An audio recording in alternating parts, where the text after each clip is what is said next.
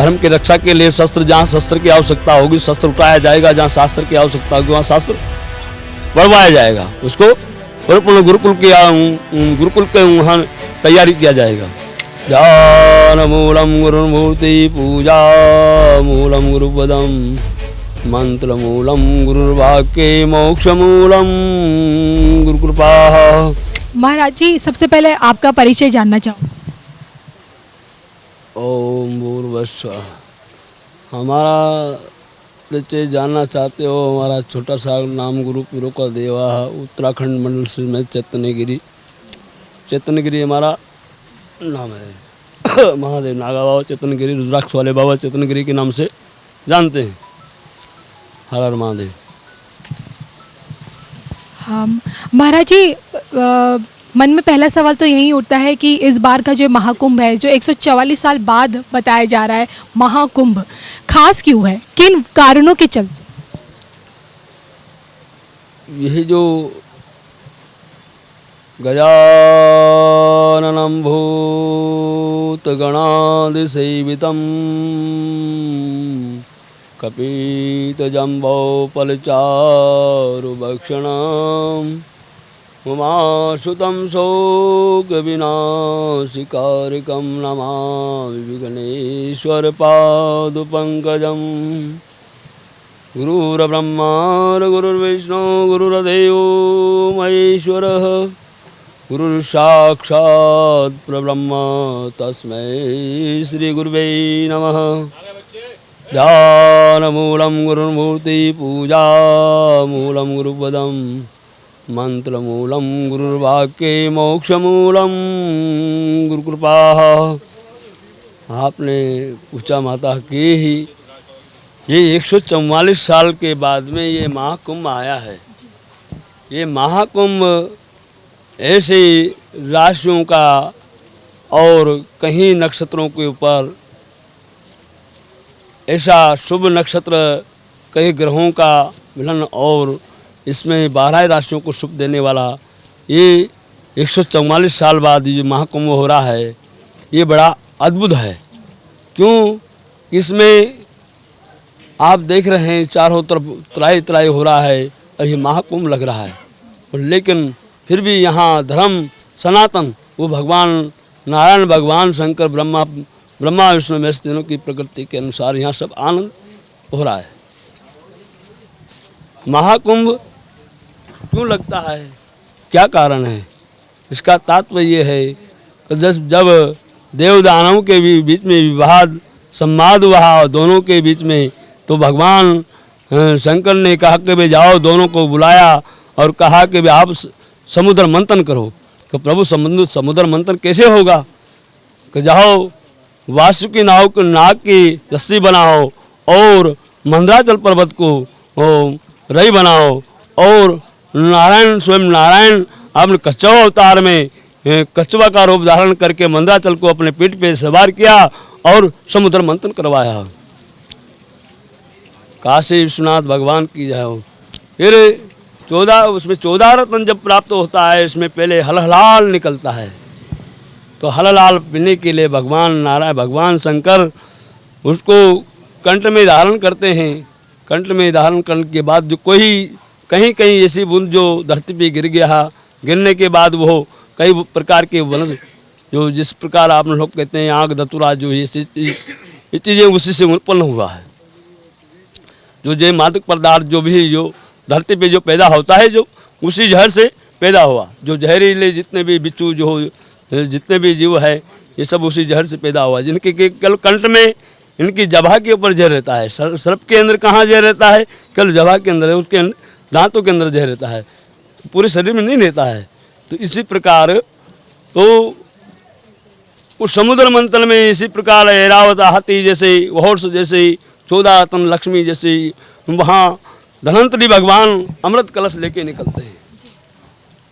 वो अमृत कलश लेके निकलते हैं। तो अमृत जब उन्होंने विचार किया कि देव दानव को दोनों के बीच में देखा कि अमृत निकला है, तो अमृत को राक्षसों ने विचार किया कि हम लोग अमृत हमको पीने का और हम अमर हो जाएंगे, फिर देवताओं से लड़ने की क्षमता अधिक बढ़ जाएगी, हमारे ताकत हो जाएगा। तो यह भाव उन्होंने अंदर आया। भगवान नारायण ने मोहिनी रूप धारण करके उस अमृत कलश को अपने साथ ले लिया और दोनों को कहा, तो नृत्य करके उनको अपना मोहिनी रूप में मोहित कर दिया और दोनों को कहा कि भाई तुम दोनों बैठ जाओ, एक तरफ देवता और एक तरफ दानव बैठ जाओ, एक तरफ देवता और दानव बैठ जाओ। तो वो झर, वो अमृत सबको दोनों को बांटने लगे। एक तरफ देवताओं को बांटा अमृत, और सोम पान जो बांटा राक्षसों को। कारण क्या था कि वो अमृत पी के वो राक्षस बलवान हो जाना चाहते थे, वो इंद्र का सिंहासन छीनना चाहते थे। तो इसके कारण भगवान ने विचार किया कि अगर दानव बलवान हो जाएंगे तो फिर कैसे आनंद अंत होगा इनका। तो उन्होंने, भगवान नारायण ने मोहिनी रूप में देवताओं को अमृत पिलाया। तो राहु की इच्छा हुई कि हम देवता का रूप धारण करके और बीच में बैठ जाते हैं। तो देवता का रूप धारण करके बीच में बैठ जाते हैं, ऐसा भाव उनके अंदर प्रकट हुआ। तो सूर्य नारायण के सूर्य नारायण के साथ में बैठ जाते। सूर्य नारायण देखा कि हम तो 33 देवता है, 33 देवता के बीच में ही 34वां कौन आ गया। तो उन्होंने देखा कि राहु आ गया, राहु बेस बदल के देवता का आ गया। तो भगवान नारायण ने वही मोहिनी रूप को हटाया और वह स्वयं नारायण के रूप में, चतुर्भुज रूप में वो चतुर्भुज रूप में प्रकट हो गए। प्रकट होकर उसको सुदर्शन चक्र चला के उसको राव का शीश काट दिया। नमः पार्वती पते, हर हर महादेव, हर हर। महाराज जी देखिए, जब जब कुंभ आता है, अर्ध कुंभ आता है, महाकुंभ आता है, अघोरी और नागा, हम लोग मतलब इन्हें देखने के लिए देखिए दुनिया भर की हर लोगों की भीड़ उमड़ पड़ती है। आप जो कि नागा है, तो मैं आपसे जानना चाहूँगी कि सबसे पहले तो मेरे आपको देख के ही जिज्ञासा है कि इतने रुद्राक्ष धारण करने के पीछे का कारण क्या है? रुद्राक्ष धारण करने का तात्पर्य, इसका कारण क्या है कि ये भगवान शंकर के आभूषण है। हम भगवान शंकर के गण हैं। हमारे गुरु दत्तात्रेय जी की आरती में बताया जाता है, श्री गुरुदेव दत्त अवधूत मार्ग सिद्ध 84 तपस्या करे, श्री वेश कियो शंभु टेक के कारण, भगवान शंकर की टेक रखने के कारण हमने ये वेश धारण किया है, धर्म की रक्षा के लिए। धर्म की रक्षा के लिए कहा जाता है कि आप लोग अगर शास्त्र का ज्ञान देते हैं तो शस्त्र उठाने में भी देरी नहीं लगाते। शस्त्र और शास्त्र दोनों का ही ज्ञान हमको दिया जाता है गुरुकुल में। हमारे सनातन में जो गुरुकुल में शस्त्र और शास्त्रों का ज्ञान दिया जाता है। अगर शस्त्र नहीं मानता तो शास्त्र से मनाओ, शास्त्र से नहीं मानता शस्त्र से मनाओ उसको। शस्त्रों में जब किस प्रकार की ट्रेनिंग दी जाती, कौन कौन से शस्त्र चलाने की? उसमें बाड़ा है, उसमें त्रिशूल है, तलवार है, उसमें वो पिनाक है, धनुष है, सभी प्रकार की। पहले ही जो आदि अनादि से चलता आ रहा है, पहले तो गोला बारूद तो थे नहीं। उस समय पिनाक धनुष से चलाना सिखाते थे। अपना जैसे गोपिया है, गोपिया चलाना सिखाते थे, और उधर फाड़ा चलाना सिखाते थे। त्रिशूल है, भाला है, किस प्रकार वार करना, किस प्रकार उसको उठाना, दाएं बाएं आगे आ रहा है, पीछे आ रहा है, किस प्रकार उसको अपने को संभालना है। हर हर महादेव। और ऐसे में ये जानना चाहूँगी कि भस्म लगाने के पीछे का क्या तात्पर्य है? भस्म लगाने का तात्पर्य है तो माता की ये भगवान शंकर का दिया हुआ, हम सन्यास नागाओं को ये वस्त्र है हमारा, ये वस्त्र के रूप में इसको धारण करते हैं। ये वस्त्र धारण करके हम लोग तपस्या करते हैं। जब ये संसार जीव जब आता है, संसार जीव आके गंगा में स्नान करता है, सब है जो अपने अपने पुण्य पाप को वहाँ रख देता है। तो ये सन्यासी उस भस्म को लेके गंगा में जाते हैं, गंगा के पाप सब उसमें अर्पित कर लेता है। अर्पित करके जब वो गंगा का स्नान करके फिर दूसरी भस्मी लगा के जब आता है, धोने पे आके उसको हवन यज्ञ के द्वारा उसको समाप्त कर देता है। कितने वर्षों की तपस्या के बाद जाकर एक नागा योद्धा खड़ा होता है? कहीं तपस्या करना होता है इसके लिए। 12 साल की तपस्या के बाद में नागा परिपूर्ण हो जाता है। अखाड़ा परिषद से बयान आया कि बांग्लादेश में अगर जरूरत पड़ेगी तो नागा और अघोरी योद्धा वहाँ पे कूच करेंगे। जब जब सनातन खतरे में आएगा तो यही बचा। खतरे में आता है, जब जब सनातन खतरे में आया है, मुगलों को भगाया, कहीं ब्रिटिश लोगों को भगाया, कई प्रकार के युद्ध लड़े नागाओं ने। जगत गुरु शंकराचार्य जी की नागा फौज है। क्या आपने कभी सोचा है कि भविष्य में कभी इस तरह का जो अतीत हमने देखा है वो कभी भविष्य में देखने को मिल सकता है? सनातन पे कभी कोई बड़ा खतरा आ सकता है जिसके लिए आप लोगों को सामने आना पड़े? सोचा कि कुछ ऐसी परिस्थितियां भविष्य में देखने को मिल सकती है? बिल्कुल, परिस्थिति ऐसी बहुत मिली है और मिलती रहेगी और चलता रहेगा। उसका संघर्ष करके उसको अपने ही भजन के द्वारा काटते रहना है। धर्म की रक्षा के लिए शस्त्र, जहाँ शस्त्र की आवश्यकता होगी शस्त्र उठाया जाएगा, जहाँ शास्त्र की आवश्यकता होगी वहाँ शास्त्र बढ़वाया जाएगा। उसको परिपूर्ण गुरुकुल के वहाँ तैयारी किया जाएगा।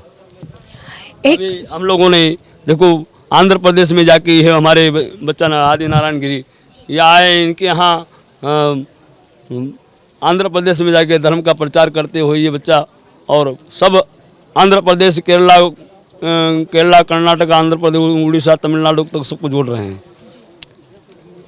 महाराज जी, एक खबर सामने आई थी कि 2013 में जब कुंभ हुआ था, यहीं प्रयागराज पे संतों का सम्मेलन हुआ था और संतों ने चिमटा बजा के देश का जो भविष्य, जो नेतृत्व है उसका नाम दिया था और वो नाम था नरेंद्र मोदी।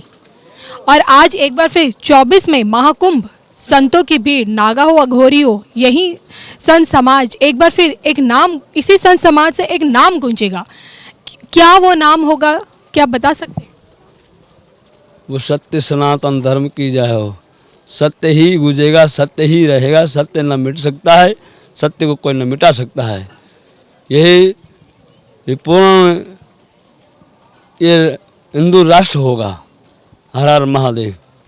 देश का अगला मोदी कौन, बस जाते जाते बता दीजिए। नारायण नारायण नारायण नारायण नारायण आएगा, जब बताएंगे उसको। हर हर महादेव। बहुत आएगा, जरूर आएगा, अच्छा आएगा और आनंद देगा। आगे भी इसकी 30 वर्षों तक अभी इसको सनातन में बिल्कुल चलाना है। हर हर महादेव। तो भविष्य में क्या संतों की ही सरकार देखने को मिलेगी 24 के बाद? आने के बाद आने वाले समय में संतों की सरकार मिलेगी। जाते जाते आपका एक संदेश धर्म ज्ञान के दर्शकों के लिए। सब हमारे भक्तजन बच्चों को यही हम लोग शिक्षा देते हैं कि प्रातःकाल उठो, 4 बजे ब्रह्म मुहूर्त में स्नान करो और गुरु माता पिता के चरण छुओ, फिर सुंदरकांड या किसी हनुमान चालीसा का पाठ करो, सूर्य नारायण को जल चढ़ाओ। उससे अपने आप के पितरों को शांति मिलेगी, आनंद मिलेगा। कि परिवार में दुख सुख जो चलता है तो वो पितरों के आधीन नहीं होता है। पितृ कोई अधिकाल मृत्यु जो चला जाता है उसका मोक्ष नहीं होता है, वो तर्पण नहीं होता उसका, इसके कारण वो दुखी होता है। तो हम लोगों का यही सनातन भक्तों से यही कहना है, दर्शाते हैं कि आप लोग सब सनातन की ओर चलो, सनातन का ज्ञान को अर्ज करो कि धर्म की रक्षा के लिए स्वयं को अपने आप को ही अपने आप को ही आत्म समर्पण होना पड़ेगा कि सब आप अपने आप को मजबूत बनाओ, विश्वास रखोगे तो आप लोग जीतोगे। नमः पार्वती पते, हर हर महादेव। हर हर महादेव।